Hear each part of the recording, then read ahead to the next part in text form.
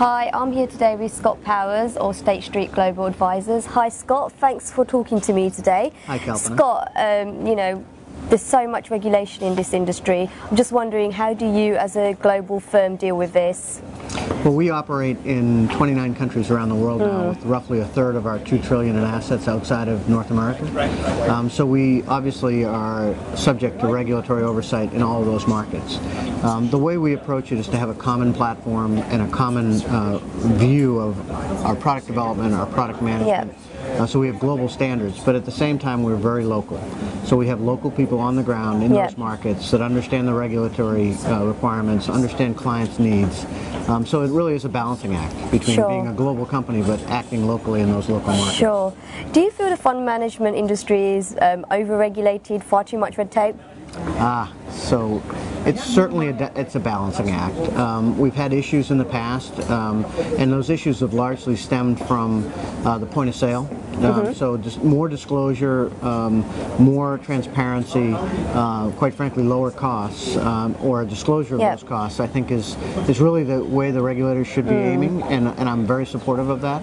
I think the challenge is that every regulator in every region has its own objectives, and those objectives on a standalone basis may seem perfectly reasonable, but when you pile them on top of each other, it becomes a very complex maze of regulatory regimes to have to navigate through. So the end result of that cumulative regulatory oversight is challenging.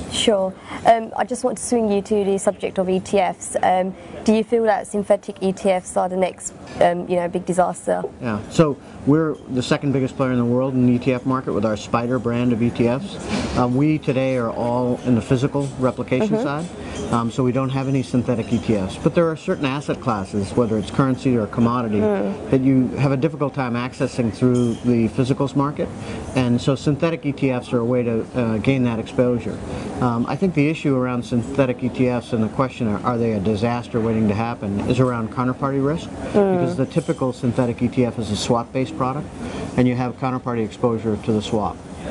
But swaps exist in products around the world, including in UCITS. So swaps are not new. Counterparty risk is not new. And the way to alleviate that risk is to have collateral posted. So I think we could do a better job of improving the transparency and the visibility of the collateral, and making sure investors understand how they're protected against counterparty default. Excellent. But I don't think the next great disaster. No. Okay, excellent. Thank you so much for your insight on that. Thank you very much.